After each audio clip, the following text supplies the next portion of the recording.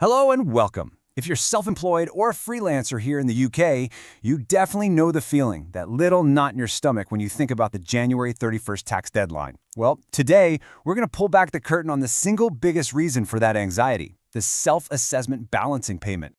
You have, right? You've been working hard all year. You filed your return on time. You've even made a couple of payments along the way thinking, yep, I'm on top of this. Then you log into your HMRC account and bam, you see a number that makes your jaw hit the floor. If that sounds even a little bit familiar, I promise you, you are in good company. To help us make sense of all this, we're bringing you this discussion today thanks to the tax experts at My Tax Accountant. Honestly, they see this exact kind of confusion every single day, and they've put together a really clear guide to help every single one of us avoid those nasty January surprises for good. So here's our game plan for today. First, we'll unpack that big January bill shock. Then, we'll get into the nitty-gritty of things like payments on account. After that, we are going to walk through a real calculation so you can see exactly how it works. We'll also cover the most common mistakes to steer clear of, and we'll finish up with some practical steps you can take right now. Stick with me, and by the end of this, you're going to feel so much more in control. Okay, to make this all feel a bit more real, let's follow a story. Meet Anika. She's a fantastic freelance graphic designer living in London, and this is her second year navigating the wonderful world of self-assessment. She's had a really good year, her business is growing, and she's feeling pretty confident that she's finally got the hang of this whole thing.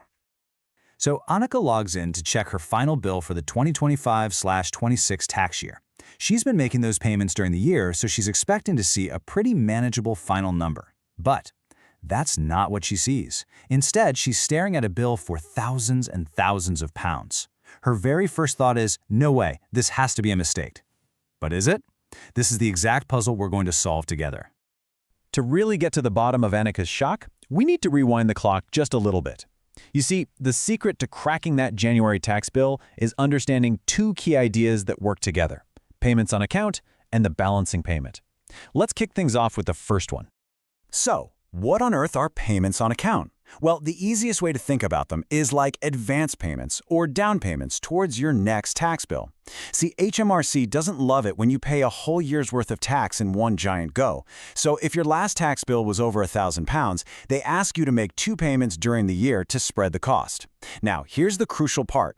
Each of those payments is calculated as half of your previous year's tax bill. And now for the star of our show, the balancing payment. This is the final essential piece of the puzzle. Once the tax year is over and you've filed your return, HMRC calculates what you actually owe based on what you really earned. The balancing payment is just the difference. It's the amount that balances the books between your true tax bill and what you've already paid in advance. It settles the score. This little table right here explains everything. Just look at the difference. Payments on account are all about looking forward. They're for the tax year you're in right now, but they're based on what you earned in the past. The balancing payment, on the other hand, is about looking back. It's the final true-up for the year that's already finished. And here's the kicker. Notice that one of their payment deadlines lands on the exact same day. Okay, that's enough of the theory. Let's get practical and apply all of this to Anika's situation. We're going to walk through her real numbers for the 2025/26 tax year. And this is where you'll see exactly how that scary final bill came to be.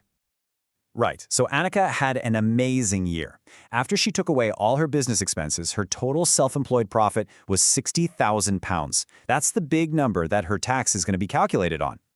So, how does that 60 grand in profit turn into a tax bill? Well, first off, we take away her tax-free personal allowance of £12,570. That leaves her with a taxable income of £47,430. We then work out the income tax and the Class 4 national insurance on that amount, which gives Anika a grand total tax bill for the year of £10,933. That is what she officially owes for her fantastic year of work. Okay, now, let's bring back those payments on account we mentioned earlier. Anika's previous year wasn't quite as profitable, and her tax bill then was £8,000. So HMRC asked her to pay half of that in January and the other half in July. In total, she has already put £8,000 into the pot for this year's bill. And here is the nice, simple bit of maths. We just take her actual tax bill of £10,933 and subtract the £8,000 she's already paid. The difference, the amount she needs to balance her account for the year, is £2,933. Simple enough, right? So that's it then. Problem solved. Annika just needs to come up with just under $3,000 by the end of January. I mean, it's still a chunk of change, but it's not that terrifying figure she saw on the screen. So, what was that all about? Well, you're going to want to stay with me because this next point is what catches almost everybody out. Because that 2,933 pounds, that is not the full story, not even close. This is the trap. The January 31st deadline is a notorious double whammy. It's not just for one payment, it's actually for two. And this right here, this reveals the whole picture. On January 31st, Annika has to pay her 2,933 pounds balancing payment for the year that's already finished. But on that exact same day, she also has to make her first payment on account for the next tax year, and that payment is based on her most recent higher bill. So it's half of 10,933 pounds, which is 5,466 pounds and 50 pence. You add those two numbers together, and there it is, 8,399 pounds and 50 pence. That is the January surprise. Okay, take a deep breath. So now you get it. You understand the January payment crunch. That's the why. Now let's move on to the most important part, the how. How do you make sure this never happens to you, and what other common mistakes can you avoid? Let's quickly run through these classic tax tripwires. First, forgetting other bits of income, maybe some rental income or dividends. It's easy to do, but HMRC never forgets. Second, and this is a big one, not adjusting your payments. Did you know that if you expect your income to drop, you can ask HMRC to reduce your payments on account? So many people don't do this. Then there's not factoring in national insurance. It often catches people by surprise. And of course the big ones, missing the deadline, which means instant penalties. And the biggest mistake of all, not putting money aside as you earn it. All right, here's a pro tip that is an absolute game changer. The second you get paid, before you even think about doing anything else, move about 25 to 30% of that money into a totally separate bank account. Call it tax pot, call it HMRC money, whatever you want. The key is, this isn't your money. It belongs to the tax man. By walling it off, you take away any temptation to spend it, and you guarantee it's sitting there waiting for you when the bill comes. You know, the absolute key to a stress-free tax life is just being proactive instead of reactive. Don't sit around waiting for these deadlines to sneak up on you. Let's look at the whole tax year so you know exactly what's coming and when. Get your calendar out because these are the dates you need to know. The tax year always kicks off on April 6th. From that day on, be religious about tracking your income and expenses. Your second payment on account is due by July 31st. And if you're brand new to this, you have a massive deadline on October 5th to get registered. And then, of course, the big one, January 31st. And say it with me, it's not one deadline, it's three. File your return, pay your balancing payment, and pay that first payment on account for the next year. Look, we have covered a lot of ground today, and understanding how the system works is the first, most powerful step you can take to avoid that January shock. But you do not have to become an expert in tax law to run your business. Sometimes, the smartest thing you can do is know when to call in the experts. If any of this still feels a bit daunting, that is completely okay. This is exactly where a firm like My Tax Accountant can be a lifesaver.